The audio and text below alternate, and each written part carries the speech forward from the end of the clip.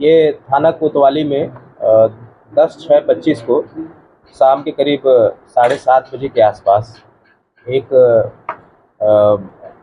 तगड़ी लड़ाई हुई, मारपीट जैसी स्थिति की सूचना पुलिस को मिली और मौके पर तत्काल जो है कि पुलिस पहुंची तो देखा कि एक व्यक्ति जिसका नाम गुलशन यादव है वो गंभीर रूप से घायल हो चुका था।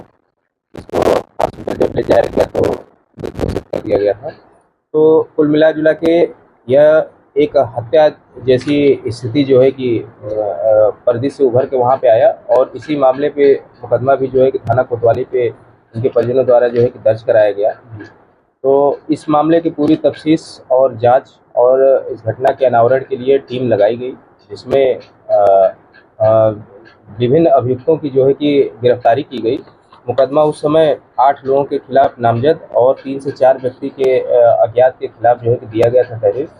इसमें से आज 5 लोगों की जो है कि गिरफ्तारी कर ली गई है और इनको आवश्यक विधि कार्रवाई करके न्यायिक रिमांड हेतु भेजा जा रहा है। सर टोटल 8 लोग हैं इसमें? हाँ, इसमें जो इन्होंने लिखवाया है, जो 8 लोगों के खिलाफ नामजद लिखवाया है और कुछ लोग अज्ञात हैं। तो अज्ञात में भी हम लोगों को तफ्तीश जो हुई अनावरण के क्रम में जो पता चला है कि अन्य व्यक्ति जो कि कुछ सोनकर बिरादरी के और भी लोग हैं जो शामिल रहे हैं। मुख्यतः घटना के पीछे इन लोगों के आपस की जो वर्चस्व की लड़ाई है और एक राइवलरी की स्थिति जो है कि खुलकर सामने आ रही है, क्योंकि एक पक्ष जो है कि जो कुछ यादव हैं और वो जहाँ पे रहते हैं अपने क्षेत्र में उनका प्रभाव और वर्चस्व, और जबकि दूसरी तरफ ये जो हमने आपको बताया सोनकर बिरादरी के लोग हैं और भी अन्य इनके जो पुराने जो है रही है, इसमें एक मुकदमा हत्या का जो है कि लिखा गया था जो उनके विपक्षी थे। जिस मामले में जो मृतक है वह जेल भी गया था, उसके ऊपर मुकदमा हत्या का लिखवाया जिन्होंने लिखवाया था वो, और इसके मारपीट के क्रम में अन्य जो इसके दुश्मन उस समय पैदा हुए वो दोनों एक दूसरे से मिल गए और रेकी करके और गुलशन के पीछे जो है कि लगे थे और इस घटना को अंजाम दिया। गुलशन के साथ एक और युवक था रणधीर, उसका क्या लेना है? रणधीर तो वादी है इस मुकदमे में, गुलशन के साथ था, उसने ही आकर जो है कि मुकदमा लिखवाया। वो मौके से भाग गया, बच निकला था और उसने ही आकर जो है मुकदमा लिखवाया। सर, ये बदला लेने की नीयत से पूरी घटना को अंजाम दिया गया। ये जैसा बताया जा रहा है कि ये आपस में ये छोटे मोटे कुछ लोगों का समूह जो है जी, जो लोकल लेवल पे अपना बदमाशी जैसे कार्य करने की कोशिश करते हैं, अपना वर्चस्व बनाते हैं।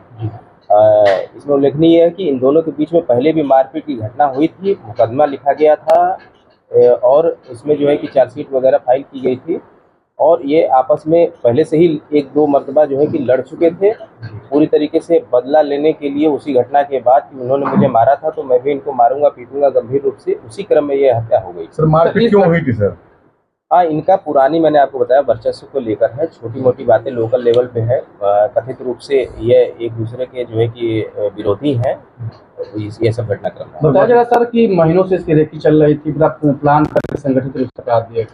हाँ, जो अभियुक्त हम लोग अभी गिरफ्तार किए उससे जब हम लोग पूछताछ किए तो ये बता रहा है कि हम लोगों ने इसके पहले भी इसको प्रयास किया था। ये जब बाहर निकलता या फिर कहीं जाता तो इसके पीछे इनके जो लड़कों का ग्रुप है वह देखा करता था कि ये कहाँ जाएगा, अगर जहाँ भी मौका मिलेगा तो हम इसको मारेंगे पीटेंगे।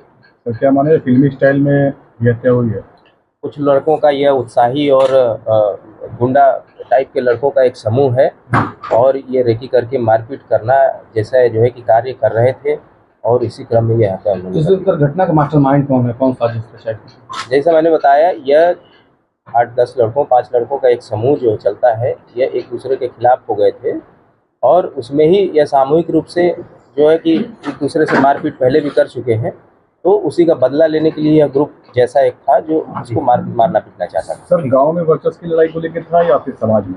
नहीं, सर सामाजिक कोई ऐसा प्रथम दृष्टया कोई जातिगत धार्मिक या फिर ऐसा एंगल नहीं दिख रहा है। ये जो छोटा मोटा गुंडा समूह टाइप का लोगों का लग रहा है और लोकल स्तर पे जो कि अनपढ़ है, जिसमें एक अभियुक्त तो पूरी तरीके से अनपढ़ है, उसने कोई भी पढ़ाई नहीं किया हुआ है, ये ठेला लगाने का काम, छोटे मोटे धंधा करना, ये सब करते हैं। तो इनके सामाजिक पृष्ठभूमि बहुत अच्छी नहीं है और ये अपना साइड बाई जो छोटे मोटे धंधे करना और मारपीट करना ऐसे टाइप के काम करते हैं। अच्छा, जनपद के मेन रेलवे स्टेशन पे हुआ है ये?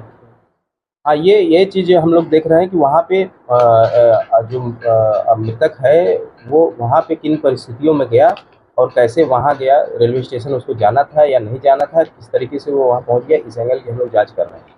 Thank you. अच्छा, इसी